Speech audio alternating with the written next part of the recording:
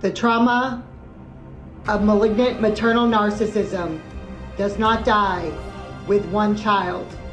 It replicates generation after generation. Wounds harden into patterns. Patterns calcify into curses. What should have been a bloodline of love becomes a lineage of inherited pain and suffering. Children are turned into weapons, their loyalty poisoned, their innocence corrupted, their curse spreads through the family's tree until blood itself carries her signature of ruin. This is the tragedy of malignant motherhood, not just the destruction of one child, but the desecration of a bloodline. Malignant mothers are the deadliest variant. She wears motherhood as a mask, but her womb breeds ruin. They do not nurture, they annihilate. Children born to be crucified in her shadow. Her home is no refuge. It is a tomb, a prison, a graveyard of spirits.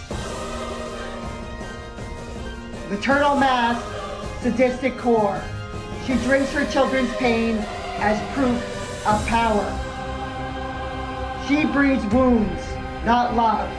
Her family tree drips with trauma, not fruit. Her children inherit scars, not blessing. Her legacy is generational curse etched in blood.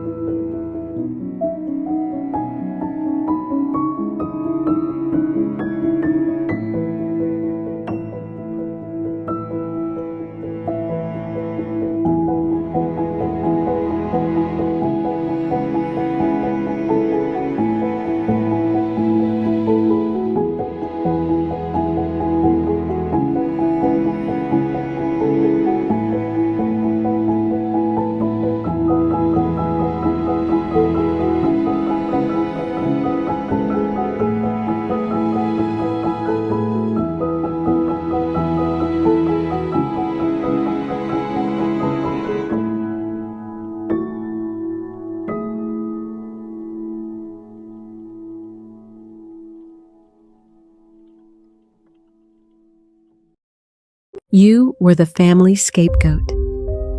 Every fight, every problem, every disappointment became your fault somehow. They needed someone to blame for their dysfunction, and you were chosen. You carried their shame, their anger, their unhealed trauma on your small shoulders. The family system needed you broken to keep everyone else comfortable.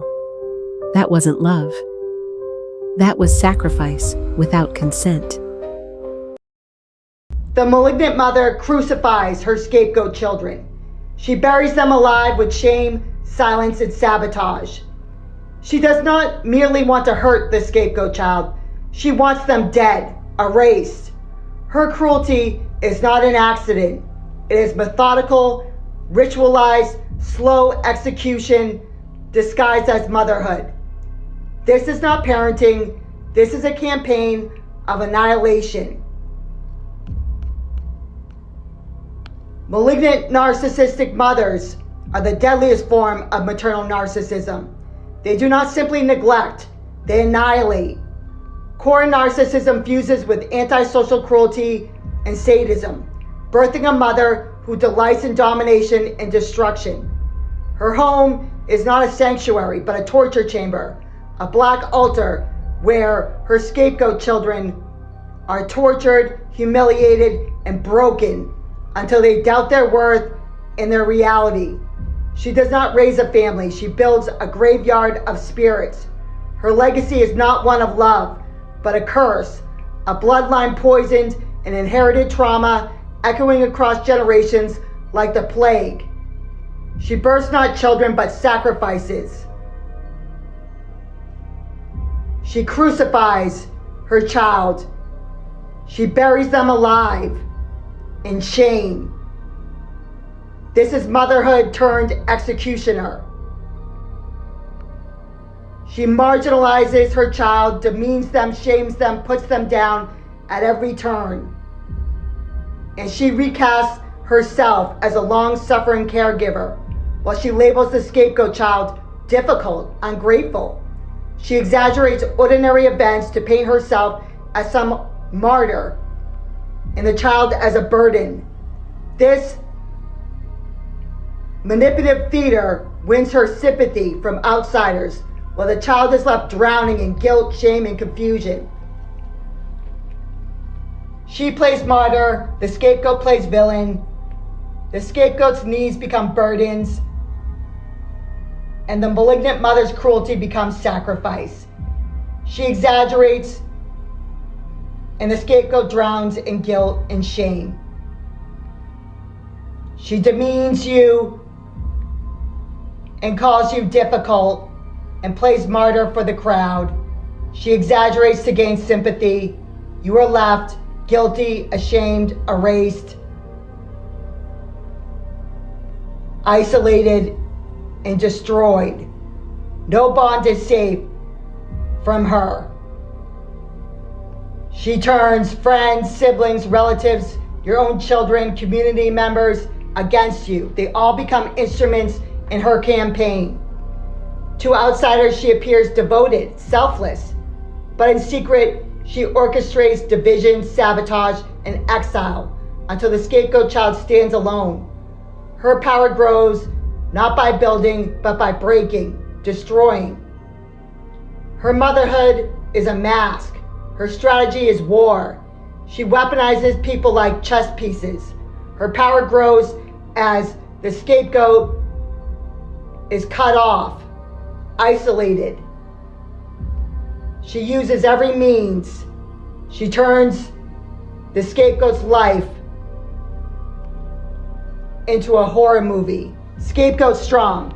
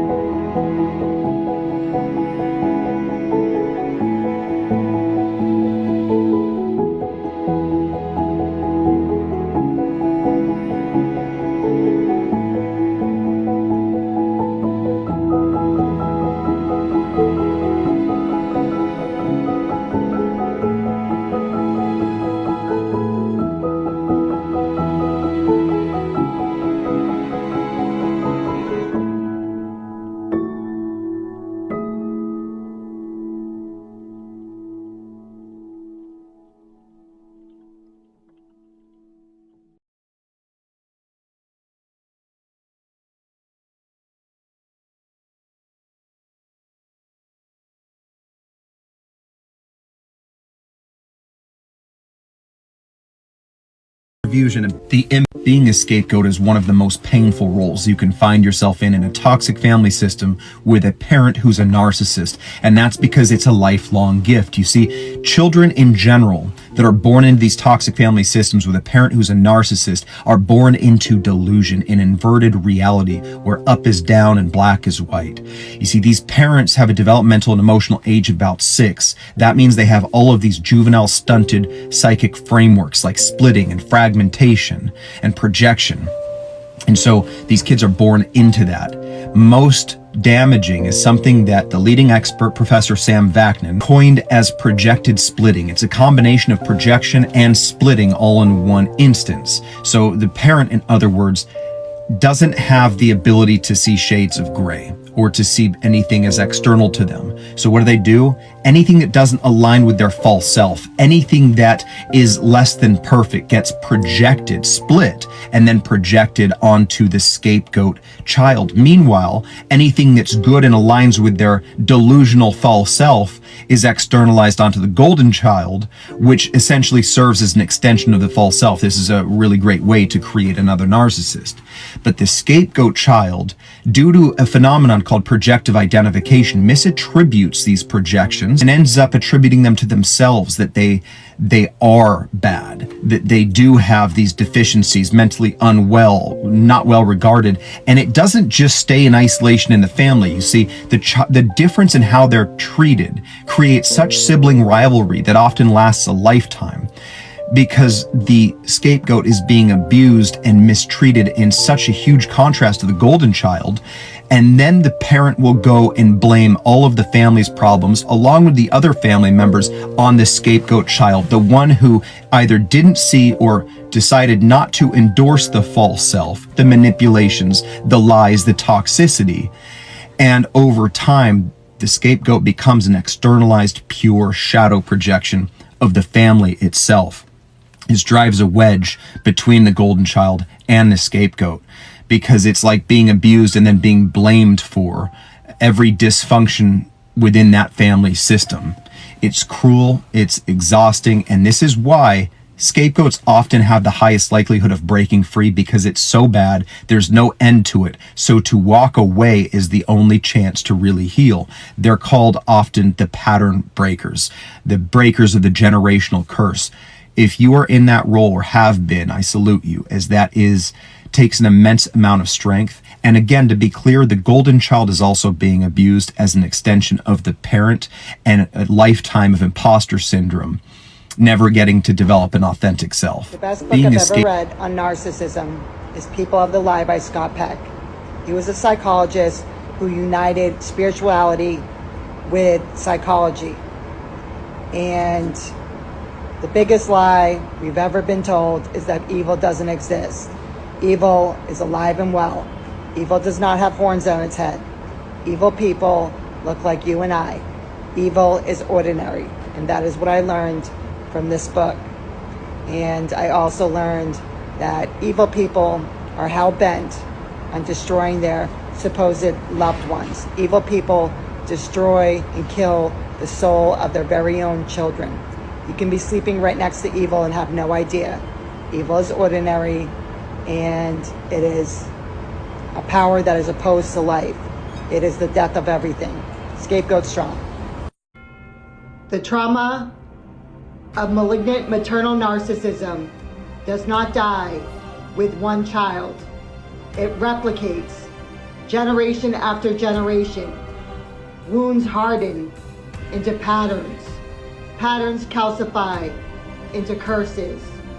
What should have been a bloodline of love becomes a lineage of inherited pain and suffering. Children are turned into weapons, their loyalty poisoned, their innocence corrupted. Their curse spreads through the family's tree until blood itself carries her signature of ruin. This is the tragedy of malignant motherhood. Not just the destruction of one child, but the desecration of a bloodline. Malignant mothers are the deadliest variant. She wears motherhood as a mask. but her womb breeds ruin. They do not nurture, they annihilate. Children born to be crucified in her shadow. Her home is no refuge. It is a tomb, a prison, a graveyard of spirits. Maternal mask, sadistic core. She drinks her children's pain as proof of power. She breeds wounds, not love. Her family tree drips with trauma, not fruit. Her children inherit scars, not blessing. Her legacy is generational curse etched in blood. Her legacy is generational curse etched in blood. Her legacy is generational curse etched in blood. Her legacy is generational curse etched in blood. Her legacy is generational curse etched in blood. Her legacy is generational curse etched in blood. Her legacy is generational curse etched in blood. Her legacy is generational curse etched in blood. Her legacy is generational curse etched in blood. Her legacy is generational curse etched in blood. Her legacy is generational curse etched in blood.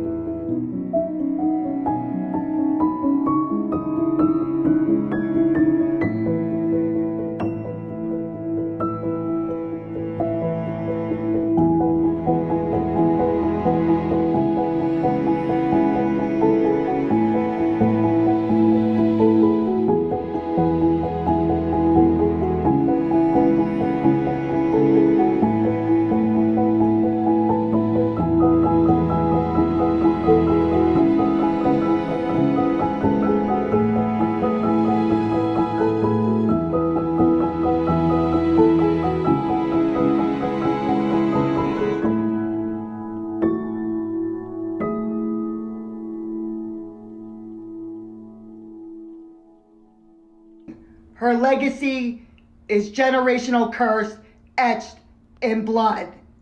Her legacy is generational curse etched in blood. Her legacy is generational curse etched in blood. Her legacy is generational curse etched in blood. Her legacy is generational curse etched in blood. Her legacy is generational curse etched in blood.